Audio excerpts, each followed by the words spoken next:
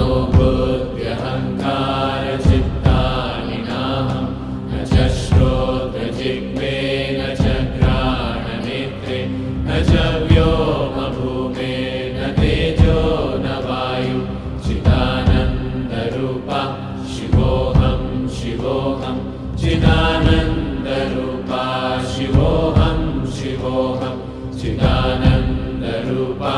शिवोऽहं शिवोऽहं न च प्राणसंज्ञो न वै पञ्चवायु न वा सप्तधातुर्न वा पञ्चकोश न वा पाणिपादं न चोपस्थपायु चिदानन्दरूपा शिवोऽहं शिवोऽहं चिदानन्दरूपा शिवोऽहं शिवोऽहं चिदानन्दरूपा